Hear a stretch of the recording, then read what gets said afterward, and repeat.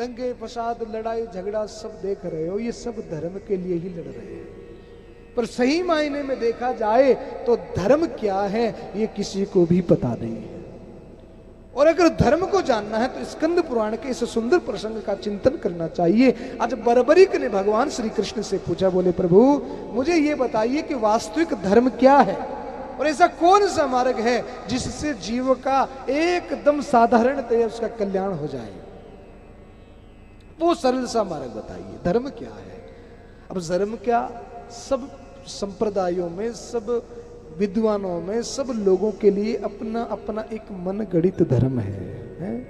मार्ग सोही जो मन भावा है। सबने अपना अपना अलग अलग मार्ग ले रखा है, जिसको जो अच्छा लगता है वो कार्य कर रहा है। धर्म शास्त्रों में पुराणों में क्या विधित है उसको किसी की भी नहीं पड़ी है, किसी को नहीं पड़ी है।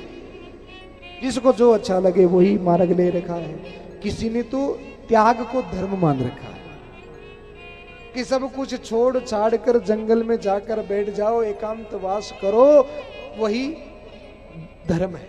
त्याग को ही धर्म माना है, सब कुछ छोड़ दो। कोई त्याग को धर्म मानता है, हे प्रभु। कोई दान को धर्म मानता है कि देते रहो, दान करना धर्म है। किसी ने त्याग को धर्म माना, किसी ने दान को धर्म माना। कोई तप को धर्म मानता है कि उल्टे लटक कर जल में खड़े होकर अग्नि में बैठकर मंत्र जाप किया जाए तो धर्म है। किसी ने त्याग को, किसी ने दान को, किसी ने तप को, और किसी ने तो सेवा को धर्म माना है। अपने बूढ़े बुजुर्गों की, माता पिता की, गुरुओं की, दीन दुखियों की सेवा करो। लिख भी दिया सेवा परमो धर्म। तो किसी ने सेवा को धर्म माना है, और कोई मूढ़ पुरुष तो भोग को ही धर्म मानते हैं कि संसार में आए हैं, संसार का भोग करो, यही धर्म है। धन उपार्जन करना, ऐश्वर्य की प्राप्ति करना ही लोग धर्म मानते हैं। ऐश्वर्य की प्राप्ति करना धर्म नहीं है। जो प्राप्त है उसका दान देना धर्म जरूर बताया। हे प्रभु, कोई मुक्ति को धर्म मानते हैं, कोई दान को, कोई त्याग को, कोई सेवा को। हमें यह बताइए कि वास्तविक धर्म क्या है, कैसे जीवों का कल्याण हो। और हे प्रभु, मैंने जो ये एक प्रश्न आपसे किया है, आप तो सर्वज्ञानी हो, आप चाहो तो मेरे इस एक प्रश्न के 1000 उत्तर दे सकते हो। ध्यान देना बर्बरीक जी क्या कह रहे हैं। प्रभु आप तो सर्व अंतर्यामी हो, आप चाहो तो मेरे एक प्रश्न के 1000 उत्तर दे सकते हो। पर हे ठाकुर, मुझको 1000 उत्तर मत देना, मुझको तो एक ही उत्तर देना। कहीं 1000 उत्तर दे दिए तो मैं फिर उलझ जाऊं कि कौन सा पालन करूं। है जैसे आपने गीता में अर्जुन को दिए, भगवान ने अर्जुन को गीता सुनाई, कर्म योग, ज्ञान योग, भक्ति योग, समाधि योग, सारा योग का एक साथ वर्णन कर दिया। अर्जुन चक्री खा के बोले, प्रभु ये सब छोड़िए, मेरा कल्याण कैसे होगा वो बताइए। ये इतने ज्ञान योग, धर्म योग, भक्ति योग, इतना हम नहीं समझेंगे प्रभु, हमारा कल्याण कैसे हो वो मार्ग बताइए। अर्जुन ने भी कहा, आज बर्बरीक भी कह रहे हैं, उन्हें अर्जुन के तो पुत्र हैं, बताइए कि हमारा कल्याण कैसे हो वो मार्ग, एक मार्ग बता दीजिए। अर्जुन ने भी कहा गीता में, भगवान ने कर्म योग, ध्यान योग, सारा योग बताया। अर्जुन ने कहा, प्रभु हमें तो एक बात बताइए कि हमें क्या करना है, हमारे लिए क्या उपयुक्त है। तब भगवान ने अर्जुन से कहा, अर्जुन तू मेरा सखा है, तू मेरा मित्र है, इसलिए मैं तुमसे कोई रहस्य छुपाऊंगा नहीं, और मैं तुम्हें साफ साफ बताऊं। और भगवान ने कह दिया कि तुम्हारे लिए एक ही उपयुक्त है, सर्वे धर्मान परित्यज्यम माम एकम शरणम व्रजः। है सब कुछ छोड़ दे और मेरी शरण दे, मेरी शरण में आ जा, योगक्षेम वहम्यहम्। और आज बर्बरीक ने भी वही किया। प्रभु आप चाहो तो मुझे एक बात के 1000 जवाब दे सकते हो, 1000 उत्तर दे सकते हो, पर मुझे तो एक ही जवाब दीजिए जिससे मेरा कल्याण हो। मैं कौन सा मार्ग पकड़ूं, कौन सी धर्म पर चलूं जिससे मेरा कल्याण हो, मुझे तो एक जवाब दीजिए। तब भगवान श्री कृष्ण ने बर्बरीक से कि वर्णाश्रम व्यवस्थाया, भगवान ने एक सुंदर जवाब दिया है। आज के युग में उस जवाब को समझना बड़ा ही जरूरी है। श्री कृष्ण बड़ा सुंदर जवाब दे रहे हैं। श्री कृष्ण कहने लगे, सुनो बर्बरीक, आज के इस युग में, द्वापर युग का अंत कलयुग का प्रारंभ है, और आज के इस युग में आदमी केवल एक धर्म को पकड़ ले तो उसकी नैया पार लग जाती है। और क्या धर्म पकड़ना है श्री कृष्ण बता रहे हैं। स्कंद पुराण में कौमारी खंड में लिखा है, श्री कृष्ण ने कहा, बर्बरीक, हमने वर्ण आश्रम की व्यवस्था की है। जातियां तो हमने बनाई, भगवान ने वर्ण व्यवस्था की है। ब्राह्मण, क्षत्रिय, वैश्य और शूद्र। भगवान श्री कृष्ण कहे, अर्जुन, हमने जो वर्ण व्यवस्था की है, उस वर्ण व्यवस्था के अनुसार जो आदमी अपने जीवन को चलाता है वो अपने आप में मुक्त है। ध्यान देना भाई, जो वर्ण व्यवस्था के अनुसार अपना कर्म कर रहा है वो मुक्त है अपने आप में, उसको कोई मुक्ति के पीछे दौड़ने की आवश्यकता नहीं। स्कंद पुराण कह रहे, ये जो भी मैं बोल रहा हूं स्कंद पुराण के अनुसार बोल रहा हूं। स्कंद पुराण में लिख दिया वर्ण व्यवस्था के बारे में, जो अपने वर्ण के अनुसार अपना कर्म करे, हे बर्बरीक, हे महात्मा बर्बरीक, वो सहज में ही मुक्त हो जाता है।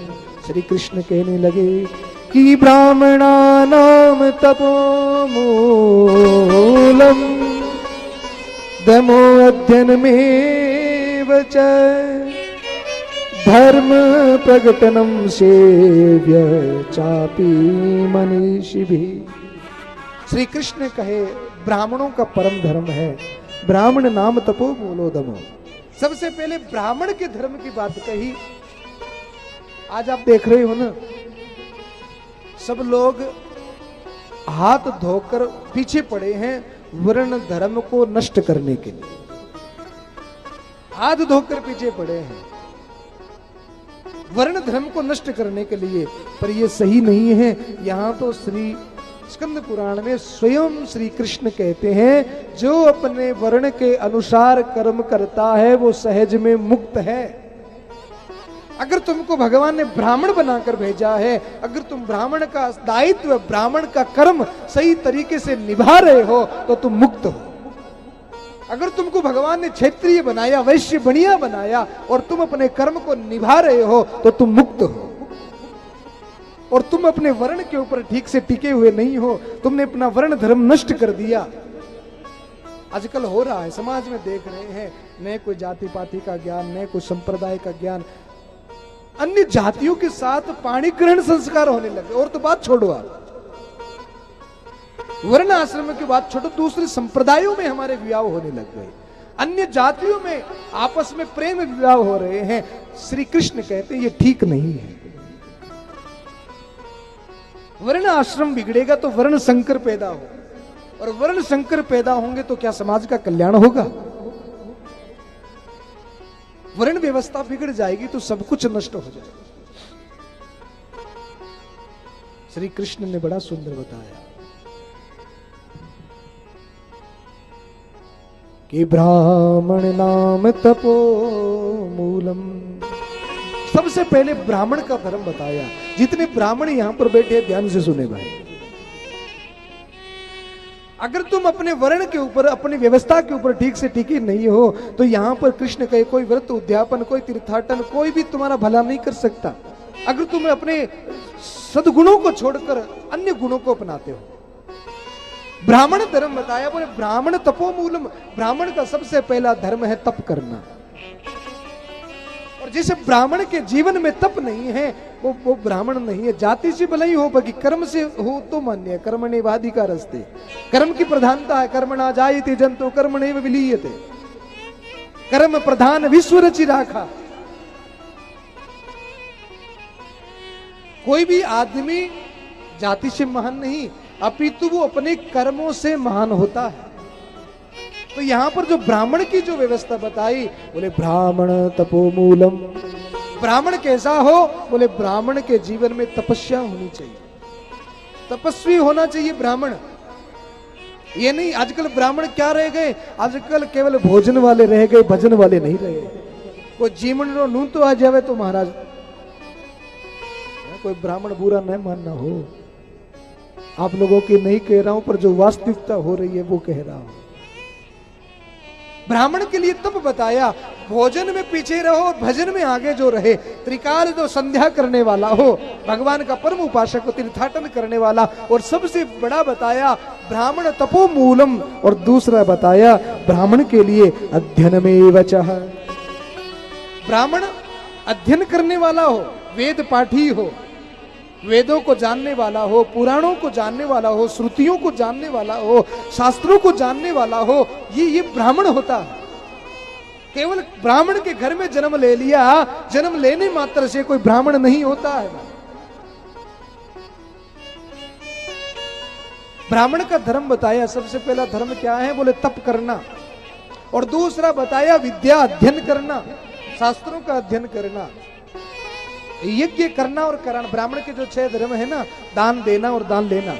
ब्राह्मण का कर्म केवल ये नहीं है कि दान लेता है, ब्राह्मण के 6 कर्मों में बताया कि दान दे भी और दान ले भी, विद्या ले भी और विद्या दान भी करे, यज्ञ खुद भी करे। ऐसे नहीं किसी जजमान ने बुला लिया, बोले पंडित जी हमारा यज्ञ करना, और पंडित जी चले गए। पंडित जी ने क्या अपने घर पे भी कभी यज्ञ किया है? खुद के घर में यज्ञ करो, फिर जजमान के घर में यज्ञ कराओ, वो ब्राह्मण। पहले खुद दान दो, फिर दान लेने की क्षमता हमारे अंदर आए। विद्यावान होगा तो ही विद्या दान करेगा। ये ब्राह्मण के 6 कर्म है। सबसे पहला कर्म तपस्वी ब्राह्मण हो, दूसरा बताया ब्राह्मण के जीवन में विद्या हो। और महाराज इसमें सुंदर शब्द दिया, धर्म प्रकटनम, ध्यान देना, धर्म प्रकटनम, ब्राह्मण नाम तपोमूलम, दानो विद्या अध्ययनम, और तीसरा क्या बताया, धर्म प्रकटनम। धर्म का प्रकटन समझे, बोले ब्राह्मण केवल विद्या का अध्ययन करके, शास्त्रों का अध्ययन करके, ग्रंथों को पढ़कर केवल अपने आप में न पचाएं तो क्या करें, बोले प्रकटनम। प्रकटन का मतलब समझे, प्रकट करना। जिन शास्त्रों का अध्ययन ब्राह्मण ने किया है, या जिस ब्राह्मण के पास में जो ज्ञान है, ब्राह्मण का धर्म है कि गांव गांव नगर नगर जाकर उस ज्ञान को लोगों में बांटे। धर्म प्रकटनम, धर्म का प्रागट्य करे, लोगों को बांटे। वो चापी मनीषनम, वो मनीषी ब्राह्मण जो वेद अध्ययन करे, संध्या वंदन करे, यज्ञ अनुष्ठान करे, खुद विद्या अध्ययन करे, दूसरों को विद्या दे, वो ब्राह्मण अपने आप में कल्याण में है, वो अपने आप में मुक्त है, उसको कोई मुक्ति की खोज नहीं करनी है।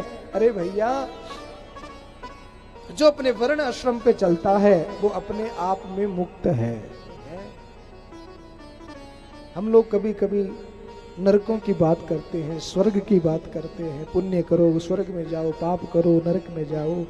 अरे भैया, जो लोग नरक से डरते हैं ना कि हमको नरक में नहीं जाना है, और नरक से डरते हुए एकादशी का व्रत करते हैं। आज 11 है ना, व्रत किया है कि नहीं किया है? किस लिए किया है? नरक में न जाना पड़े, भगवत प्राप्ति हो जावे, है हमारे पाप समाप्त हो जाए, इसीलिए तो करते हो। करते हो कि नहीं करते भाई? कथा में आकर बैठे किस लिए?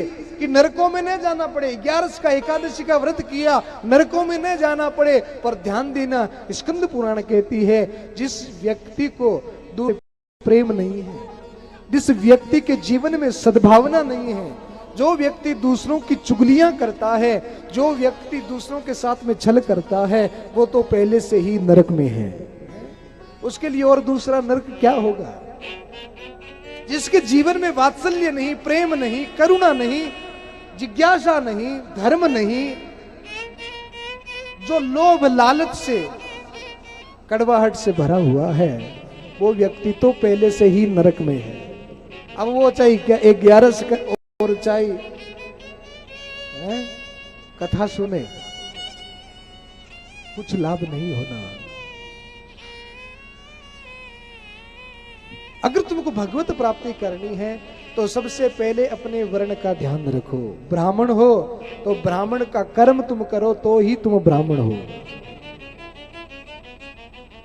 ब्राह्मण ने अपना कर्म निभाया है तो अपने आप में वो बिल्कुल मुक्त है। ये श्री कृष्ण कह रहे हैं स्कंद पुराण में, बर्बरिक जी को बता रहे हैं। बर्बरिक जो जाति से ब्राह्मण है और वो अपना धर्म निभा रहा है, तो तो वो अपने आप में मुक्त है, उसको और कुछ करने की आवश्यकता ही नहीं।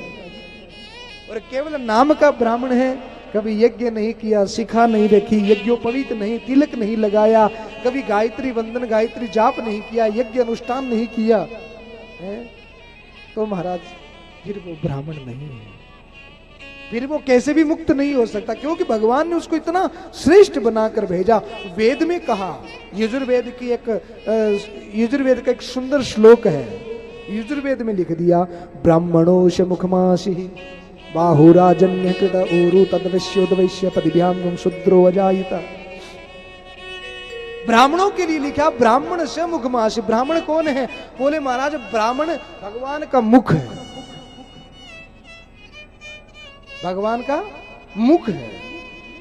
क्षत्रिय भगवान की भुजाएं हैं, छाती है, वैश्य भगवान का उदर है, और शूद्र भगवान के पांव है। पांव का और उदर का और भुजाओं को, छाती को शायद हम सुबह सुबह स्नान करते हैं तो एक बार धोते हैं, पर मुख को हम दिन में कितनी बार धोते हैं? मुख को कितना स्वच्छ रखते हैं? थोड़ी सी भी अपवित्रता हो जाए, कुछ ऐसा बोला जाए, कुछ खाया जाए, तो मुख में तुरंत हम कूड़ा करेंगे और मुख को धोते हैं। दिन में 4, 5, 10 बार तक लोग धोते हैं। मुख क्या है? मुख भगवान का ब्राह्मण स्वरूप बताया, ब्राह्मणोश मुखमासी। इसलिए जितने हमारे पूरे शरीर में इसकी जितनी प्रतिभा, इसकी जितनी महत्ता है, उतने ही इस पूरे समाज में ब्राह्मण की महत्ता है। और वो ब्राह्मण अपने आप का नाश स्वयं कर रहे हैं, क्योंकि जब तुम कर्तव्य निष्ठ रहोगे, अपने धर्म पर टिके रहोगे, तो ही तुम्हारा उत्थान है। और जो ही तुम्हारी गाड़ी पटरी से उतरेगी, फिर तुम्हारा कोई मालिक नहीं है। तो ब्राह्मणों को तो भगवान ने बहुत विशेष बनाकर भेजा है। आज हर ब्राह्मण माता पिता अपने बच्चों को सुसंस्कारित करे। अगर वो ब्राह्मण है, अरे मैं तो कई बार कहता हूं कि ब्राह्मण कुल में अगर कोई बच्चा जन्म लेवे तो ये भगवान की बड़ी भारी कृपा होती है। कितना श्रेष्ठ परमात्मा ने उनको बनाकर भेजा। शायद उनके पूर्व जन्मों को कोई कृत्य कर्म रहे होंगे। अब अगर वो अपने धर्म पर नहीं टिका है, आप अपने बच्चों को 10 साल 15 साल अध्ययन कराते हो, जो ब्राह्मण बैठे मैं उनसे कह रहा हूं, 15 साल 20 साल तुम बच्चों को अंग्रेजी पढ़ाओ, पर कम से कम 1 साल अपने बच्चों को संस्कृत गुरुकुल में भी पढ़ाओ।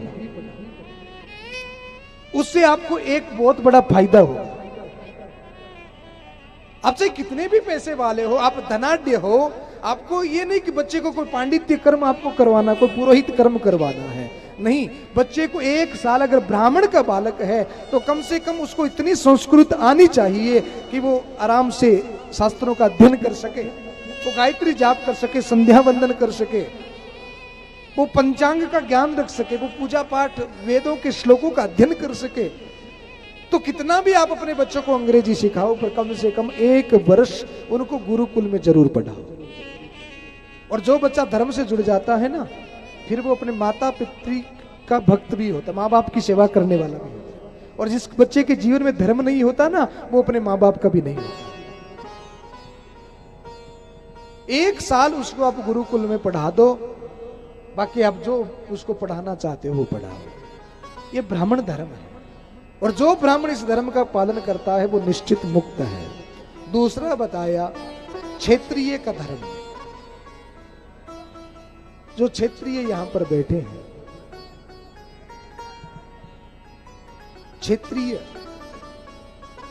केवल राजपूत संप्रदाय से ही क्षेत्रीय की तुलना नहीं करनी चाहिए। श्रवण समाज, जाट समाज, राजपूत समाज, ये सब क्षेत्रीय में आते हैं। ये क्षेत्रीय वर्ण व्यवस्था है। तो क्षेत्रियों के लिए क्या धर्म बताया? भगवान श्री कृष्ण कहने लगे कि स्वधर्मे निधनम श्रेया पर धर्मो भयावह दुष्टानाम साधनम चापि। दुष्टानाम साधनम चापि। क्षेत्रीय का क्या धर्म है? बोले क्षेत्रीय का धर्म बताया स्वधर्मे निधनम श्रेव्य। क्षेत्रीय का सबसे पहले धर्म है कि वो अपने धर्म की रक्षा करे। क्षत्रिय का दूसरा धर्म बताया स्वजनों की रक्षा करे। क्षत्रिय का धर्म बताया कि वो गौ की, तीर्थों की, पुण्य आत्माओं की, महात्माओं की रक्षा करे। और क्षत्रिय का चौथा धर्म बताया दुष्टा नाम चापी, जो दुष्ट हैं उनको दंडित करे। क्षत्रिय का धर्म है कभी दुष्ट का संग न करे, कभी दुष्ट की रक्षा न करे। क्षत्रिय का तो धर्म है कि सज्जनों की रक्षा करे और दुष्टों को दंडित करे।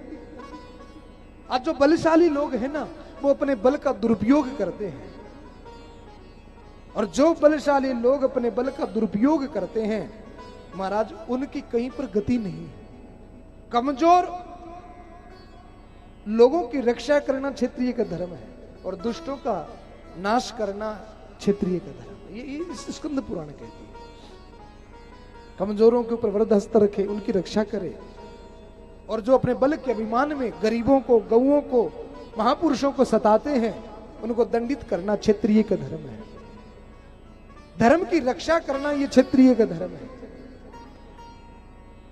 अपने बल का केवल अपने लिए ही सदुपयोग करे वो क्षत्रिय नहीं है। जो अपने बल का दूसरों के लिए भी उपयोग करे, दूसरों की रक्षार्थ उपयोग करे, वो क्षत्रिय है। और जो क्षत्रिय अपने धर्म का पालन करता है वो मुक्त है, ये स्कंद पुराण कहती है। और तीसरा बताया तो वैश्य धर्म,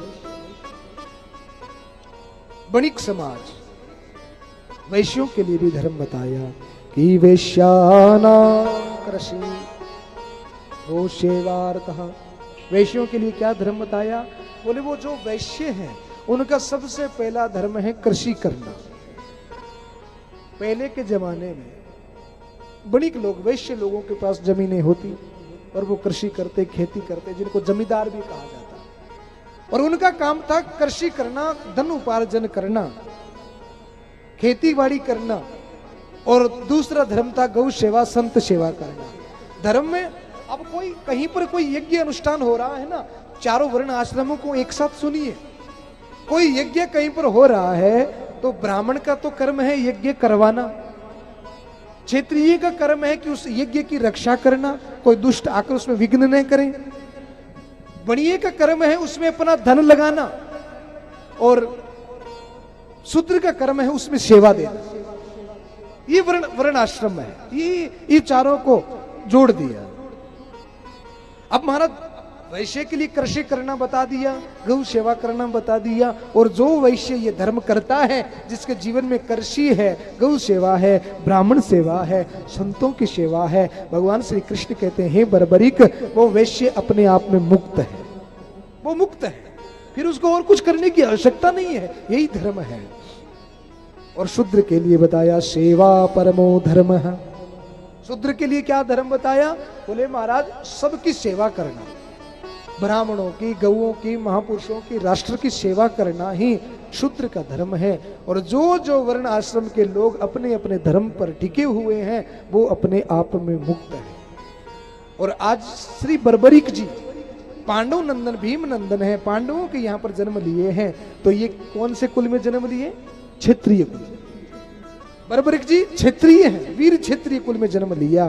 तो इन बर्बरिक जी के लिए मानो भगवान ने एक आदेश दे दिया हो, बर्बरिक स्वधर्मे निधनम श्रेया तपोमूलम। क्षत्रिय का भी धर्म है। देखो चारों कुल में एक बात समान है, चाहे वो ब्राह्मण है, शूद्र है, वैश्य है, इनमें एक बात समान है, तप सबको करना चाहिए, यानी कि भजन सबको करना चाहिए।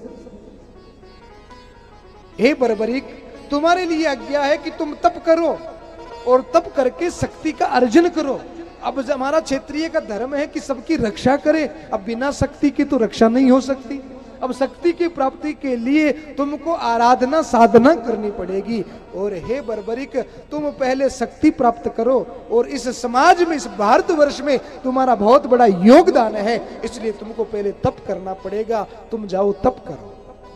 आज मानो भगवान श्री कृष्ण ने बर्बरिक जी को तप करने का आदेश दिया है। और किसकी आराधना करनी है? बोले हे बर्बरिक अगर तुमको अतुल्य बल चाहिए, शक्ति चाहिए, तो तुमको शक्ति की आराधना करनी हो।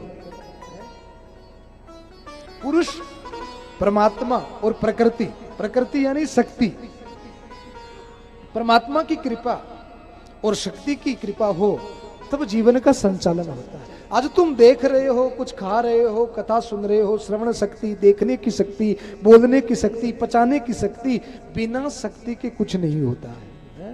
बिना शक्ति के सब बेकार है। एक बड़ा सा बड़ा पहलवान हो ना, जिसमें अतुल्य बल हो, 20-20, 25-25 आदमियों को एक साथ पटक दे, उस पहलवान को भी अगर 5-10 बार दस्त लग जावे तो बाजू ढीले पड़ जाते हैं, और इतने ढीले पड़ जाते हैं कि नाक के ऊपर मक्खी बैठी हो ना तो उससे उड़ाई नहीं जाती है। तो लोग आकर उसके साथ में व्यंग्य करते हैं, अरे पहलवान जी क्या हो गया है? एक ऐसे बाजू लटक गए, आप तो 10-10 व्यक्तियों को साथ में पटक देते हो और आज ये हालत, मक्खी भी उड़ाई नहीं जा रही है। पहलवान जी कहे भैया हम पहलवान तो हैं ही हैं, पर आप व्यंग्य मत करो, अभी हमारे अंदर शक्ति नहीं है। अभी क्या नहीं है? अभी शक्ति नहीं है। क्योंकि जब ये शक्ति निकल जाती है ना, इच्छा शक्ति, कर्म शक्ति, ज्ञान शक्ति, बोलने की, चलने की, सोचने की, विचारने की, निर्णय लेने की, ये सारा शक्ति का ही कृपा है। और जो शक्ति का उपासक होता है उसको सब प्राप्त होता है। हे बर्बरिक, तुमको अतुल्य बल चाहिए तो तुम मां भगवती दुर्गा की आराधना करो, तुम शक्ति की आराधना करो। आज बर्बरिक जी को शक्ति की आराधना करने का आदेश भगवान श्री कृष्ण के द्वारा प्राप्त हुआ। केवलम साधय पूर्वम